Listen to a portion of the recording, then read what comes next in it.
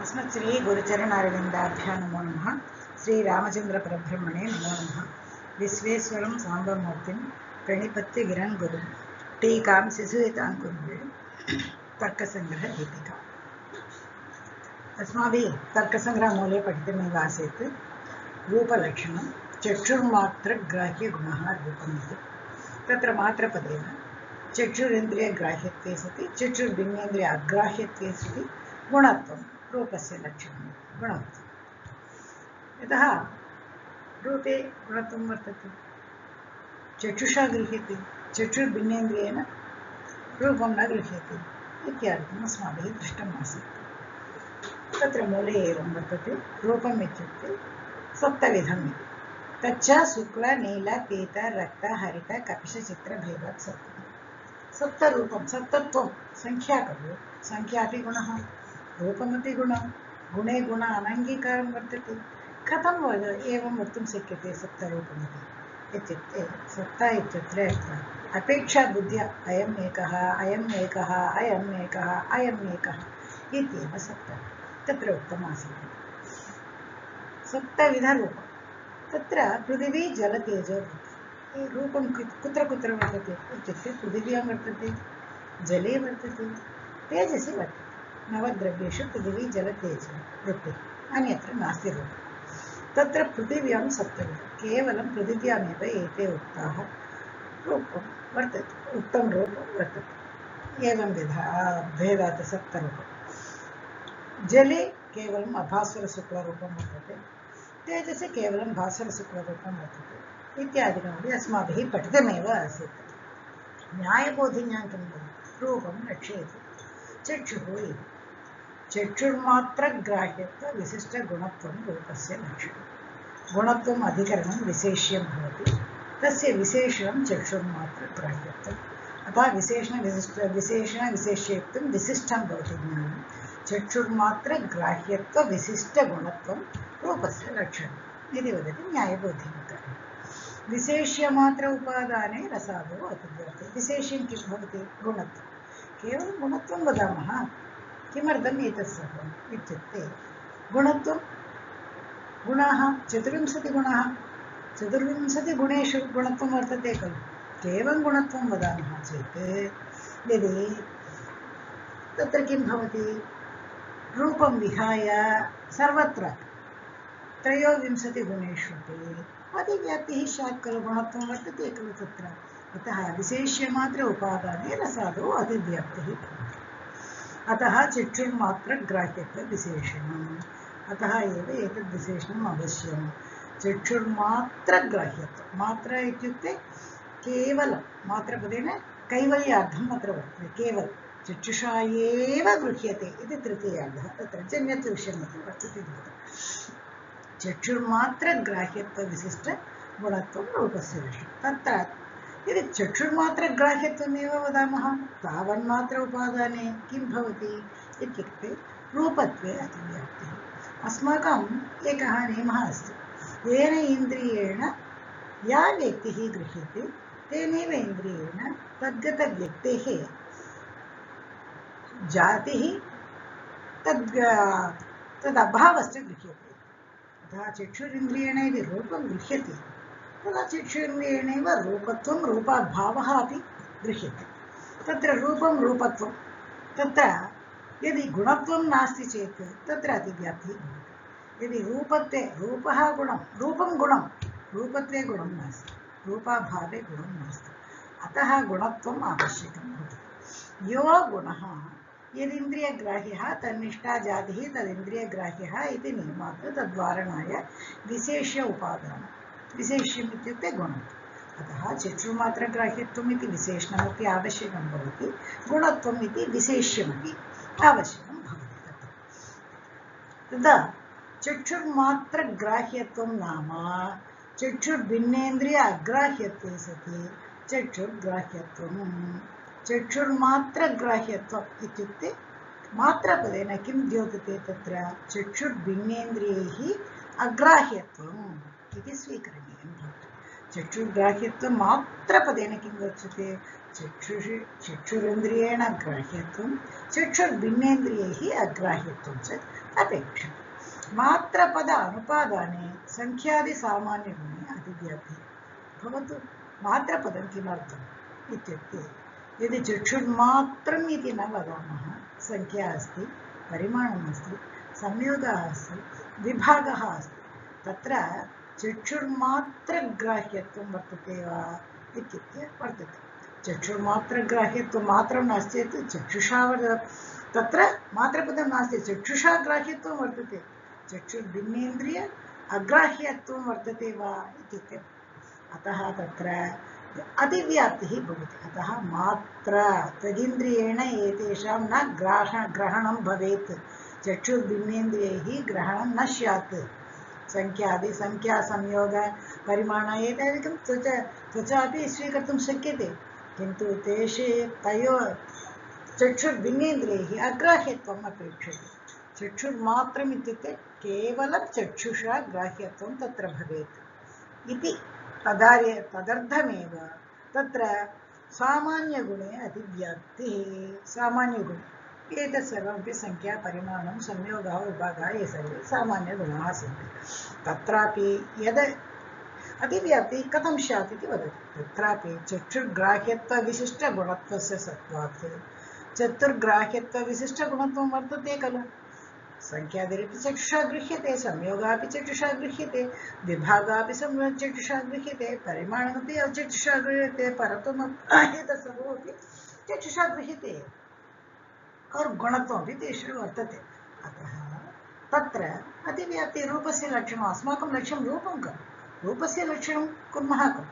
अतः रूपलक्षणं केवलम् असाधारणधर्मः भवेत् रूपस्य अन्य अतिव्याप्तिः न भवेत् अत्र अतिव्याप्तिः स्यात् अतः तद्वारणाय मात्रपदम् अत एव मात्रपदं केवलं चक्षुषा गृह्यते ग्राह्यं भवेत् इति संख्यादेः चक्षुर्भिन्नत्वगिन्द्रियग्राह्यत्वात् चक्षुर्मात्रग्राह्यत्वं नास्ति त्वगिन्द्रियग्राह्यमपि वर्तते तत्र किन्तु चक्षुर्मात्रग्राह्यत्वं नास्ति तत्र अतः अस्माकं तले यदि वयं वदामः चक्षुर्ग्राह्यत्वे सति गुणत्वम् इति लक्षणं कुर्मः तत्र का हानिः इत्युक्ते मात्रपदं नास्ति चक्षुर्ग्राह्यत्वं तेषु वर्तते गुणत्वमपि वर्तते किन्तु तत्र चक्षुर्भिन्नेन्द्रिय त्वगिन्द्रियेणापि ग्राह्यत्वं वर्तते खलु अतः अतिव्याप्तिः स्यात् तत्र इति कारणात् तत्र चक्षुर्मात्र न अन्यैः इन्द्रियैः न ग्राह्यत्वं भवेत् केवलं चक्षुषा एव ग्राह्यत्वं भवेत् इति वक्तुमेव चक्षुर्मात्रग्राह्यत्वं मात्रपदं सामान्यगुणेषु तत्र सामान्यगुणे अतिव्याप्तिः भवति अतीन्द्रियगुरुत्वादो अतिव्याप्तिवारणाय चक्षुर्ग्राह्येति अतीन्द्रियगुरुत्वादो अतीन्द्रियाः इत्युक्ते धर्मः अधर्मः भावना गुरुत्वम् एते सर्वे अतीन्द्रियाः अतः तेषामपि गुणत्वं वर्तते खलु अतः वा तद्वारणाय चक्षुर्ग्राह्येति अत्र किम् उच्यते लक्षणे ग्राह्यत्वं नाम प्रत्यक्षविषयत्वं चक्षुषा तत्र प्रत्यक्षविषयत्वं तत्र भवेत् अतः अग्राह्यत्वं नाम तद् अविषयत्वम् अग्राह्यत्वं कुत्र चक्षुर्भिन्नेन्द्रिये अग्राह्यत्वं तत् अविषयत्वं तत्र स्यात् जन्य तत्र चक्षुरिन्द्रियजन्य प्रत्यक्षविषयत्वं स्यात् चक्षुर्भिन्नेन्द्रियजन्य विषय अप्रत्यक्षत्वं स्यात् चक्षुरिन्द्रियजन्य प्रत्यक्ष अविषयत्वं स्यात् तथा च चक्षुर्भिन्नेन्द्रियजन्य प्रत्यक्ष अविषयत्वे सति चक्षुर्भिन्नेन्द्रियग्राह्यत्वे इत्युक्ते चक्षुर्भिन्नेन्द्रियजन्य प्रत्यक्ष अविषयत्वे सति चक्षुर्जन्य प्रत्यक्ष विषयत्वम् इति परितः नाम प्रभाघटसंयोगे रूपलक्षणस्य अतिव्याप्तिः यदा वदामः प्रभा अस्ति प्रभा इत्युक्ते मन्दप्रकाशः तत्र उष्णत्वं नास्ति मन्दप्रकाशः यदा घटस्य उपरि यदि वर्तते चेत् तत्र प्रकाशः घटोपरि तत्र वर्तते चेत् तेषां मध्ये घटप्रभयोः मध्ये तत्र प्रभायाः मध्ये तत्र घटप्रभयोः मध्ये किं भवति संयोगः खलु तादृशसंयोगः गुणः एव खलु अतः तादृशसंयोगे रूपलक्षणस्य अतिव्याप्तिः। यथा चक्षुर्ग्राह्यत्वं प्रभाघटसंयोगे यद्वर्तते तत्संयोगः चक्षुषा एव गृह्यते, चक्षुर्भिन्नेन्द्रियैः न गृह्यते। यतः अन्धः यदि घटं स्पृष्ट्वा तत्र प्रभा अस्ति वा नास्ति वा इति वक्तुं शक्यते वा? न शक्यते। त्वगिन्द्रियेण न ग्राह्यं भवति, तत्र श्रोत्रेन्द्रियेण न ग्राह्यं भवति, घ्राणेन्द्रियेण न ग्राह्यं भवति। अतः तत्र भिन्नेन्द्रियाग्राह्यत्वमपि अस्ति, चक्षुर्भिन्नेन्द्रियाग्राह्यत्वमपि अस्ति, चक्षुर्ग्राह्यत्वमपि वर्तते खलु। अतः गुणमपि वर्तते, गुणत्वम् अतिव्याप्तिः खलु तत्र इत्युक्ते। अतः चक्षुर्मात्रग्राह्यगुणत्वात् इति चेत् न, गुणपदस्य विशेषगुणपरत्वात्। अत्र गुणपदम् अस्माभिः विशेषगुणत्वं देयम् अस्ति। यदा किं वक्तव्यं, चक्षुर्भिन्नेन्द्रियजन्यप्रत्यक्षाविषयत्वे सति चक्षुर्जन्यप्रत्यक्षविषयत्वे सति विशेषगुणत्वम् इति वक्तव्यम् इति तेषाम् अभिप्रायः। यदि विशेषपदं दत्तं न चैवं विशेषगुणत्वघटितलक्षणं संख्यादौ अतिव्याप्ति अभावात् मात्रपदं वैयर्थ्यम् इति वाच्यं, तदा पूर्वपक्षः भवता किम् उक्तं, संख्यादौ अतिव्याप्तिवारणाय तत्र चक्षुर्मात्रग्राह्यत्वं चक्षुर्भिन्नेन्द्रिय अग्राह्यत्वम् इत्यादिकम् उक्तं खलु। यदि विशेषगुणः गुणत्वम् इति इदानीं लक्षणे गुणत्वं विशेषगुणत्वम् इति वदामः, संख्या परिमाणं संयोगः विभागः एतेषु विशेषगुणत्वं नास्ति खलु, तत्र अतिव्याप्तिरेव न भवति, अतिव्याप्ति अभावः, तत्र मात्रपदं किमर्थम् उक्तं, व्यर्थमेव खलु इति पूर्वपक्षस्य वादः। तदा किं भवति, तत्र यद्यपि भवान् वक्तुं शक्यते व्यर्थमिति, किन्तु केवलं तत्रैव अस्ति न, जलमात्रवृत्ति सांसिद्धिकद्रवत्वादौ अतिव्याप्तिवारणाय तदुपादानात् जलमात्रवृत्ति, जले एव वर्तते किं, सांसिद्धिकद्रवत्वम्। अन्यत्र सांसिद्धिकद्रवत्वं वर्तते वा? नास्ति। नैमित्तिकद्रवत्वं पृथिव्यां वर्तते, तेजसि वर्तते इति अस्माभिः पठितं। सांसिद्धिकजलत्वं, नैमित्तिकद्रवत्वं विशेषगुणः, सांसिद्धिकद्रवत्वं सामान्यगुणः। तत्र द्रवत्वमपि गुणत्वे वर्तते, तद् गुणमेव खलु। अतः तत्र अतिव्याप्तिः स्यात् इति कारणात् मात्रपदम् आवश्यकम्। अतः मात्रपदं जलमात्रवृत्ति सांसिद्धिकद्रवत्वादौ अतिव्याप्तिवारणाय मात्रपदम् अस्ति, तदुपादानं गुणत्वपदं, गुणत्वपदं तत्र आवश्यकं भवति। गुणत्वं नास्ति चेत् तत्र विशेषगुणः इति न, तत्र सामान्यगुणः एव खलु, विशेषगुणः इति नास्ति खलु। अतः विशेषगुणत्वम् इति लक्षणं किमर्थम् उक्तम् इत्युक्ते, तदा मात्रपदेनैव संयोगादौ संख्यादौ अतिव्याप्तिः वारिता अस्माभिः। इदानीं विशेषगुणत्वम् इति उक्तं, विशेषगुणत्वं किमर्थं, विशेषगुणत्वं स्वीकर्तुं शक्यते, अन्यथा मात्रपदं स्वीकर्तुं शक्यते। मात्रपदं वैयर्थं वा विशेषगुणत्वं विशेषपदं वैयर्थम् इत्युक्ते नास्ति, मात्रपदं स्वीकरणीयं तत्र। किन्तु जलमात्रवृत्ति सांसिद्धिकद्रवत्वादौ अतिव्याप्तिवारणं यदा भवति चेत् तत्र विशेषगुणत्वमपि वक्तुं शक्यते। यतः तत्र एतत् सांसिद्धिकद्रवं तु विशेषगुणः नास्ति द्रवत्वम्, अतः तदुपादगुणत्वं तत्र उक्तम्। अथवा चक्षुर्मात्र जातिमद्गुणत्वस्य लक्षणत्वात् न प्रभाघटसंयोगः अतिव्याप्तिः। अन्यथा चक्षुर्मात्र जातिमद्गुणत्वम् इति लक्षणं कुर्मः चेत् प्रभाघटसंयोगादौ अतिव्याप्तिः। प्रभा इत्युक्ते मन्दप्रकाशः, तत्र उष्णत्वं न भासते, केवलं प्रकाशः भासते। यदा प्रभा घटेन सह संयुज्यते तत्र संयोगः वर्तते खलु, प्रभाघटयोः संयोगः वर्तते खलु, संयोगः गुणः। संयोगः तत्र चक्षुर्मात्रग्राह्यत्वं वर्तते, चक्षुर्भिन्नेन्द्रियग्राह्यत्वं वर्तते वा? कोऽपि अन्धः तत्र त्वचा स्पृष्ट्वा तत्र घटे प्रभा अस्ति इति वक्तुं शक्नोति वा? न खलु। अतः तत्रापि गुणत्वमिति अस्ति, तत्र अतिव्याप्तिः स्यात् खलु। अत एव विशेषगुणत्वमपि आवश्यकं। संयोगादौ अतिव्याप्ति, संयोगत्वजातेः यदि जातिमत्वं वदामः, संयोगत्वजातेः चक्षुर्मात्रग्राह्यत्व अभावात्, संयोगत्वजातिः रूपत्वजातिः चक्षुर्मात्रेण ग्राह्यत्वं भवति, संयोगत्वजातिः जातेः चक्षुर्मात्रग्राह्यत्व अभावात् चक्षुर्मात्रेण गृह्यते वा न अस्माभिः पठितमेव खलु नवद्रव्यवृत्तिः सर्वत्र वर्तते इति चक्षुर्मात्रग्राह्यत्व अभावात् यदि तत्र प्रभाघटसंयोगः सम्यक् घटपटसंयोगस्य त्वगिन्द्रियग्राह्यत्वात् तद्गतजातेरपि त्वगिन्द्रियग्राह्यत्वात् घटपटसंयोगं वर्तते तत्र अन्तः अपि स्पृष्ट्वा वक्तुं शक्यते घटः पटः द्वयमपि संयुक्तः इति वक्तुं शक्यते अतः त्वगिन्द्रियग्राह्यत्वात् तद्गतजातेरपि त्वगिन्द्रियग्राह्यत्वात् अतः यदा घटपटसंयोगं त्वगिन्द्रियेण गृह्यते तद्गतजातिः तद्गत अभावः अपि तेनैव इन्द्रियेण ग्राह्यते खलु अतः तदिन्द्रियग्राह्यत्वं यः गुणः यदिन्द्रियग्राह्यः तदेव अत्र गुणविषये उक्तम् इति कारणात् ग्रन्थकारेण यः गुणः इति उक्तम् अन्यथा येन इन्द्रियेण या व्यक्तिः गृह्यते तेनैव इन्द्रियेण तद्गता जातिः तदभावश्च गृह्यते इति नियमः यदिन्द्रियग्राह्यः तन्निष्ठजातेरपि तदिन्द्रियग्राह्यते अत्र जातिघटितलक्षणे गुणत्व अनुपादाने चक्षुर्मात्रग्राह्यत्वजातिमति सुवर्णादौ अतिव्याप्तिः अतः तद्वारणाय तदुपादानम्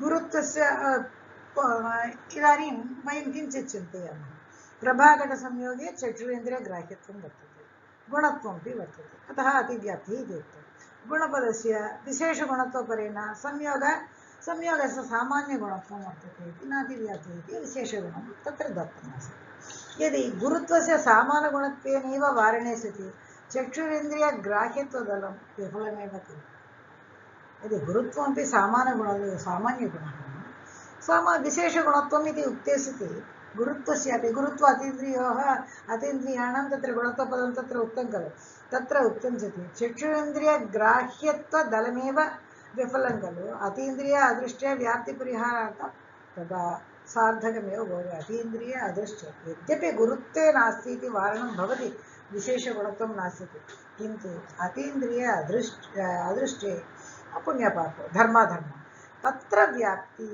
भवेत् इति कारणात् तत्परिहारार्थं तत्र चक्षुरेन्द्रियग्राह्यत्वदलमपि आवश्यकं भवति परमाणुगतरूपस्य अतीन्द्रियत्वं वर्तते खलु चक्षुरेन्द्रियग्राह्यत्वं नास्ति खलु अतः तत्र अव्याप्तिः रूपस्य अव्याप्तिः इति पूर्वपक्षस्य वादः चक्षुरेन्द्रियग्राह्यगुणवृत्तिजातिमत्वस्य निवेशनद्वारा चक्षुरेन्द्रियग्राह्यगुणवृत्तिजातिमत्वं तादृशजातिमत्वं तत्र वर्तते इति अस्माभिः यदा लक्षणेषु दृष्टं तदा यदा जातिमत्वस्य निवेशनात् तत्र बालकम् अदृष्टादौ गुणत्वजातिमादाय किं कुर्मः गुणत्वव्याप्यजातिमत्वम् इति वक्तुं शक्नुमः तदा कृते अदृष्टादौ तत्र परिहारः भवति रूपत्वरूपाभावयोः तादृशजातिमत्वं नास्ति खलु अतः गुणपदं व्यर्थम् इत्युक्ते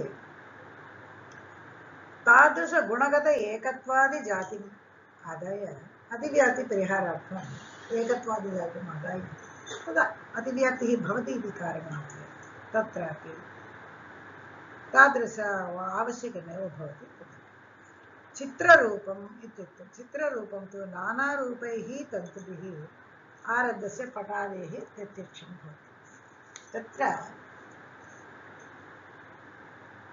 किम् उक्तम् इदानीं पश्यामः संयोगत्वजातेः चक्षुर्मात्रग्राह्यत्वाभावात् चक्षुर्मात्रग्राह्यत्वं वर्तते वा इत्युक्ते संयोगादिकं त्वचापि गृह्यते एव घटपटसंयोगस्य त्वगिन्द्रियग्राह्यत्वात् तद्गतजातेरपि त्वगिन्द्रियग्राह्यत्वात् घटपटसंयोगे त्वगिन्द्रियग्राह्यत्वमपि वर्तते तद् जातिरपि त्वगिन्द्रियेण गृह्यते यो गुणः यदिन्द्रियग्राह्यः तन्निष्ठजातेरपि तदिन्द्रियग्राह्यत्वात् अतः जातिघटितलक्षणे गुणत्व अनुपादाने यदि गुणत्वं न वदामः चक्षुर्मात्रग्राह्यत्वजातिमति गुणत्वं किमर्थं वर्तते गुणत्वं जातिः वर्तते खलु गुणत्वम् इति न वदामः इत्युक्ते चक्षुर्मात्रग्राह्यत्वजातिमत्वम् एव वदामः चेत् सुवर्णादौ सुवर्णः अस्ति खलु अतिव्याप्तिः व्याप्तिः अति कथं सुवर्णं चक्षुर्मात्रग्राह्यत्वम् अस्ति खलु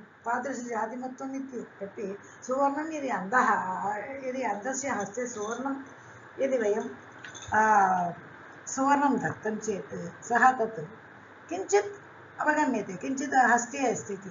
सः रजतं वा सुवर्णं वा या अन्यत् वा कांस्यं वा किञ्चित् अवगन्तुं शक्यते वा? न शक्यते खलु। चक्षुर्भिन्नेन्द्रियैः न ग्राह्यते खलु। अतः अग्राह्यत्वं वर्तते खलु। अतः तत्र अतिव्याप्तिः भवेत्। अतः गुणत्वमपि तत्र गुणत्वपदमपि तत्र अवश्यमेव भवेत्। एवं यतः सुवर्णे गुणत्वं नास्ति खलु। सुवर्णं द्रव्यं भवति, गुणत्व उपादाने किं भवति? सुवर्णे अतिव्याप्तिः किमर्थं व्याहृता भवति इति चेत् सुवर्णे गुणत्वं नास्ति इति कारणेन। अतः गुणत्वपदमपि आवश्यकमेव अस्ति। एवं रसादिलक्षणे विशेष अनुपादाने लक्ष्यभिन्नगुणादौ अतिव्याप्तिः। रसादिलक्षणं यदा उच्यते, रसनाविषये उच्यते खलु, तत्र रसनेन्द्रियग्राह्यविषये यदा उच्यते तदा विशेषण अनुपादाने, विशेषणम् इत्युक्ते उपरि यद्वर्तते खलु, अस्माभिः प्रथमं दृष्टमेव खलु, गुणत्वम् इति विशेष्य तद्गत उपरि चक्षुर्ग्राह्यत्वम् इति विशेषणम् इति दलं दृष्टं खलु। यदि विशेष्य विशेषणम् उपरि वर्तते, रूपत्वं विशेष्यं भवति, तदैव रसत्वं विशेष्यं भवति। तदा तत्र विशेषण अनुपादाने लक्ष्यभिन्नगुणादौ अतिव्याप्तिः। तदा लक्ष्यभिन्नगुणादौ, तत्र लक्ष्यभिन्नगुणादौ इत्युक्ते रसत्वं त्यक्त्वा अन्यगुणेषु तत्र अतिव्याप्तिः स्यात्। अतः विशेष्य अनुपादानं लक्ष्यमात्रवृत्तिरसत्वगन्धत्वादौ अतिव्याप्तिः। यदि विशेष्यं तत्र चक्षुर्मात्रग्राह्यत्वम् इति न वदामः, तदा रसादिलक्षणे यदि वदामः तत्र न वदामः चेत् लक्ष्यमात्रवृत्तिं रसनावृत्तिं त्यक्त्वा तत्र गन्धत्वादिकं रसत्वं गन्धत्वादौ तदपि तत्र प्रतीतेव इति तत्र अतिव्याप्तिः स्यात्। अतः विशेषणविशेष्ययोरुपादानं द्वयमपि ददाति, विशेषणमपि आवश्यकं विशेष्यमपि आवश्यकम् एव तत्र अस्माभिः करणीयं वर्तते। इदानीं दीपिकायां किमुक्तं? रूपं रक्षयति चक्षुरिति। संख्यादौ अतिव्याप्तिवारणाय मात्रपदम् अस्माभिः दृष्टमेव।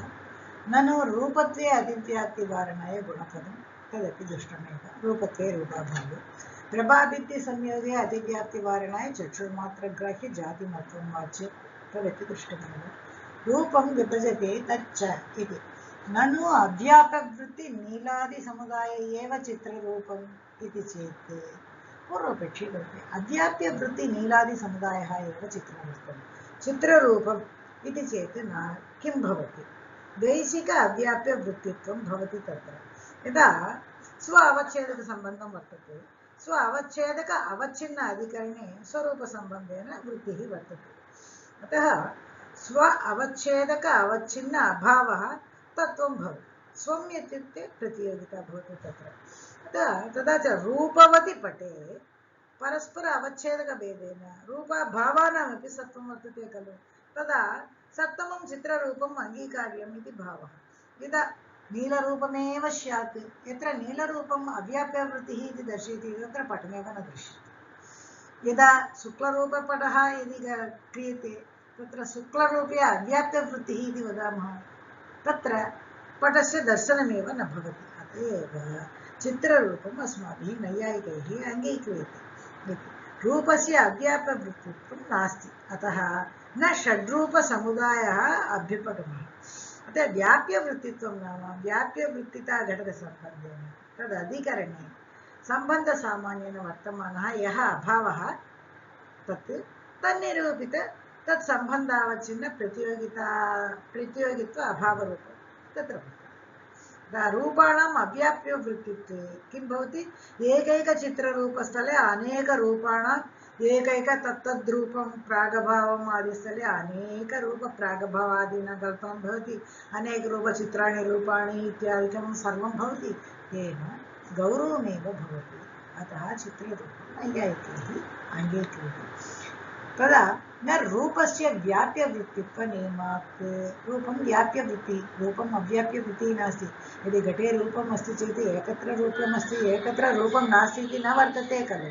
अतः चित्रपटे अवयवरूपस्य प्रतीतिरस्ति चेत् न रूपरहितत्वेन पटस्य अप्रत्यक्षत्वप्रसङ्गात् रूपराहित्यं यत्र वर्तते तत्र पटस्य प्रत्यक्षमेव न भवति पटे रूपं नास्ति चेत् पटे एव न दृश्यते खलु पटमेव न दृश्यते पटः एव न दृश्यते न च रूपवत् समवेतत्वं प्रत्यक्षत्वप्रयोजकं गौरवात् यदा वयं वदामः एकैकम् अत्र शुक्लरूपः अत्र नीलरूपः अत्र पीतरूपः अत्र शुक्लरूपम् अत्र नीलरूपम् अत्र पीतरूपम् अत्र रक्तरूपं रूपं नपुंसकलिङ्गम् एवं वर्तते इति वदामः चेत् एकैकत्रापि एकैकं सर्वमपि तत्र प्रागभावः अत्र आगच्छति एवं कार्यपूर्ववृत्तिकारणम् एतत् सर्वमपि अस्माकं कल्पना करणीयं भवति तत्र गौरवमेव भवति तस्मात् परस्य रूपस्य आश्रयमाः गौरवात् वयं तु चित्ररूपं नैयायिकाः चित्ररूपम् अङ्गीकुर्वन्ति तदनन्तरं तस्मात् परस्य रूपस्य आश्रयम् आह रूपस्य आश्रयं कत्र वर्तते रूपस्य आश्रयं पृथिव्यां वर्तते यतः सप्तविधरूपं पृथिव्यामेव अस्ति खलु आश्रयप्रत्यक्षत्व अनुपपत्य चित्ररूपसिद्धिः चित्ररूपं कथं भवति इत्युक्ते अनेकरूपविशिष्टाः संयुक्ताः चित्ररूपम् उत्पद्यते नवीनः चित्ररूपं तु किम् अङ्गीकुर्वन्ति न किन्तु पृथिव्यां लभ्यमानं रूपं सप्तविधम् अन्यत्र तु एकमेव शुक्लरूपमेव वर्तते अभास्वरशुक्लं जले वर्तते भास्वरशुक्ल तेजसि च वर्तते इति धन्यवादाः सर्वे सन्तु सुखिनः सर्वे सन्तु निरामयाः सर्वे भद्राणि पश्यन्तु मा कश्चित् दुःखभाग्